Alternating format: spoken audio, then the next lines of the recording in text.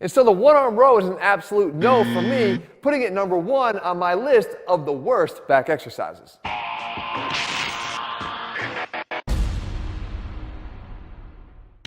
What's up guys, Jeff Cavalier, ATHLEAN-X.com. What you see behind me is a bunch of different back exercises, many of which you either have done in the past or you're still doing right now. But after today, you're going to want to get rid of a few of them, because I'm going to help you to rank them from the worst to the best, leaving you only with the best back exercises that are going to deliver the gains that you're after.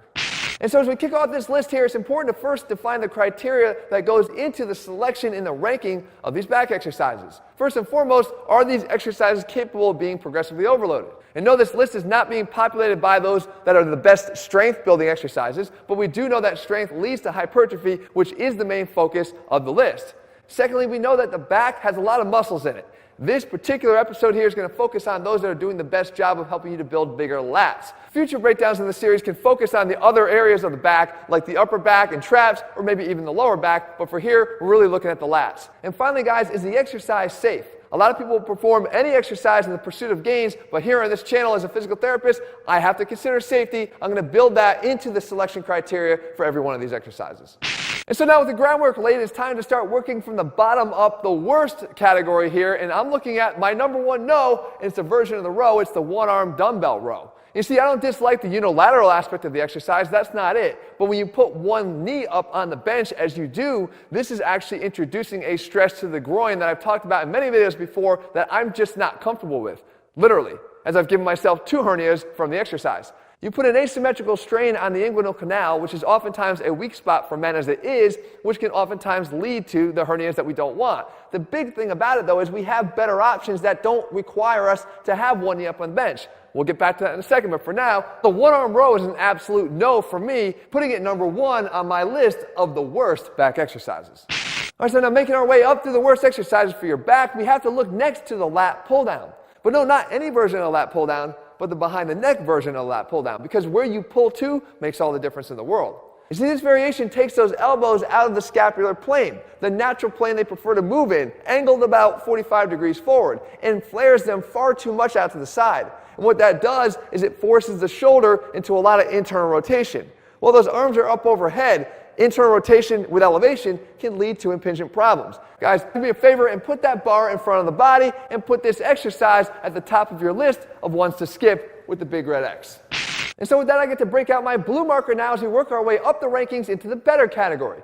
Good exercises, but still with limitations. And the first one we look at is the renegade row. And while this does allow us to hit the lats through a rowing motion, we have to look beyond that because we're being compromised by the load we can actually use on the exercise due to more of that instability. Now, we're not talking about that asymmetrical lower body instability that we have for the one-arm dumbbell row, but we're just shifting it up the kinetic chain into the core. And if your core is weak, you're not going to be able to lift a lot on this exercise. So if we're looking for hypertrophy, we're undermining our ability to achieve it by introducing a variable that really doesn't have to be there in the first place. And also the row itself, the range of motion is being cut short by the floor. Unless you want to use your front delt to lift the dumbbell out in front of you to increase that lat stretch, you're limiting your ability to take advantage of the stretch reflex that can produce more gains as well. Guys, for all these reasons, though the exercise is one I program myself, mostly in circuits or metabolic type workouts, the exercise for hypertrophy is limited and therefore it deserves the blue circle here for better, just not great. Moving on to the better category here, it actually pains me to see this exercise sit so low on the list. But we're talking about the deadlift. Look, remember the criteria here, lat development. And while the deadlift itself requires the lats to be completely engaged in order to keep that bar tight to your body, it does so through an isometric contraction that doesn't necessarily lead to the greatest overall hypertrophy gains for the lats. Now, ironically, when we look at the muscle gains in the upper back and traps through the same isometric contraction, those tend to be better. But again, we're going to reserve that for a later video. But suffice it to say that even though the deadlift is one of the greatest exercises of all time, when it comes to lat development, it doesn't check all the boxes, and therefore it just gets the blue circle for the better category.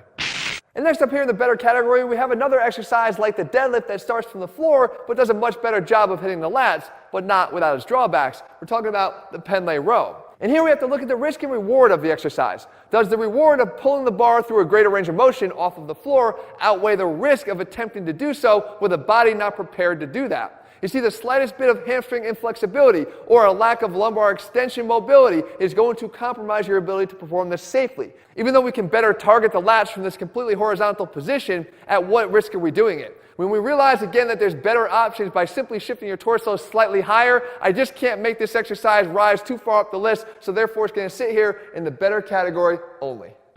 And so with that, now I get to break out my yellow marker as we continue our way up the rankings, this time into the better still category. And for the first exercise here, I want to look right here at the tripod row, because this one actually gives us a chance to correct some of the things we didn't like about some of the previous exercises, namely the one-arm dumbbell row and that Penley row we just covered. What do we have here? Well, we have asymmetrical loading now being symmetrically loaded across the lower body, because all we have to do is take that knee off of the bench and just put ourselves in this position with one hand stabilizing our upper body. And doing just this, again, allows that symmetrical loading of those pelvic muscles that don't now have to undergo any of those stresses that we don't want to introduce. Regarding the Penley row, I actually have a chance to achieve as much of a horizontal position as I want on this exercise, because I have the additional upper body support that allows me to do so without putting my lower back at risk. All in all, this is a simple tweak to make that takes some of those limitations and now puts them in your favor and puts this as the first in the category of better still. Moving on to the better still category, we have an exercise here that not only allows us to target the lats well, but introduce an all-important component that gets overlooked in our training called straight arm scapular strength. We're talking about the straight arm pushdown. Now, we talked about the benefit of having the lats involved in the deadlift and their ability to stabilize that lift. This puts us in that same end position, but it gets us there dynamically. The lats are working to pull that arm out from in front of your body down to your side, allowing us to focus on the adduction function of the lats and minimize some of those other back muscles that oftentimes like to kick in on those back exercises. That being said, you have to make sure you're paying attention to the exercise name itself, the straight arm pushdown. Any little bit of bend in the elbow here is going to invite the desire of the triceps to kick in and help you do the exercise. If you pay attention to how it's performed, then it deserves its spot here squarely in the better still category. And so if you watch my chest exercises ranked from best to worst, you have watched all the ones in this series, right? Well, if not, I'll link 2 of them for you at the end of this video, and then just make sure you're subscribed so you never miss any of them when I put one out. Now you might be wondering what this next exercise is doing in the back exercise video, when we're talking about the dumbbell pullover. You see, how you perform an exercise determines what muscles work. When we do the dumbbell pullover with the focus being the lats, we want to make sure that we flare those elbows out, way out to the side. Now the benefit of this exercise is the stretch that we can achieve on the lats by doing it. If we can increase the stretch, we can increase the recruitment capabilities of the lats on the exercise. Now how do we do it? Well, we simply let those arms drop back over our head. But what if we have limited shoulder mobility? We still have a safe alternative. You just simply drop your hips down lower, realizing that we can take the attachment points of the pelvis and the arm and stretch them out away from each other without having to go into a limitation in mobility that just doesn't allow us to. The point is, this exercise has been a staple lat developer for many, many years because it can deliver the gains. If you know how to perform it right, the dumbbell pullover gets another yellow circle here for a better still exercise. Interestingly, for you bodyweight guys out there, you actually too can get the benefits of this exercise without even having to own a single dumbbell. You can do the human pullover. And what this does is it takes a concept that is tough for many to grasp, the relative motion concept. And instead of moving your arms on a fixed body like you would do in a dumbbell pullover, you move your body on fixed arms. But the arms are doing all the work. The abs here are stabilizing your body in space, but the arms are pulling as hard as they possibly can in order to lift the weight of your body, effectively allowing you to place a great overload on the lats and allowing them to grow even when you don't have access to any equipment. And lastly, in the better still category, we have another variation of the row, and this time we're talking about the seated cable row. And right off the bat, we actually know we can use some heavy weights here. Why? Because we can utilize our legs to help us a bit and let the eccentric focus of the exercise take over. By allowing our legs to help us push and then controlling that eccentric, we get the overload every single time we allow our arms to reach out in front of our body. That being said, I would prefer that you use a V handle here if possible, because we realize we're not going to have that wraparound benefit of the lats with any of the handles that we use. And if you introduce something like a straight bar, you're going to get those arms into further extension, yes, but that's going to kick in the rear delts more. The rear delts being weaker than the lats is going to limit the amount of weight you can use. So the V handle works nicely here. Just be sure that when you're reaching forward here, you're not allowing the low back to round with you. Keep that low back in a good, firm, safe position, and you'll get all the benefits this exercise has to provide and put it right here firmly in the better still category. And so now I get to break out my green marker as we continue to work our way up the rankings, this time to the almost best category, all great exercises that allow me to showcase that wraparound capability of the lats that I mentioned. And I also now get to kick this off by showcasing one of the best to ever do this, John Meadows. You see, the Meadows row, named after him, gives you the chance to really feel like your elbow is moving through space in a way that doesn't put any stress on your shoulder. And as I mentioned before, you're allowed to do this out of that tripod setup with both feet on the floor, avoiding that asymmetrical loading that we always try to avoid from any other type of row. Beyond that, guys, it's not just a great exercise, but it's named after a great man. John Meadows was a friend of mine, and he had that fitness education first focus on his channel, always staying out of the drama, something I think we could all respect. That's why the Meadows row here belongs as my first in the category of the almost best. Continuing now in the almost best category, we actually have probably my favorite exercise of all time when it comes to back exercises. It's just not ranking all the way at the top because it requires a machine that not everybody has. We're talking about the one-arm high cable row. But once again, the wraparound capability of the lats is built into this exercise, not to mention the ability to stretch out the origin and insertion of the lat to their maximum. When you reach out all the way in front of your body, you have the distance between that pelvis and the arm as far as it can possibly be, intensifying that stretch to a level you really can't achieve on any other exercise. And again, we can take that unilateral benefit and really focus on developing the lats, overcoming any imbalances you might have. If you have access to the machine, this is going to be a must-do exercise. If you don't, I've got you covered, but it still belongs here in the almost best category.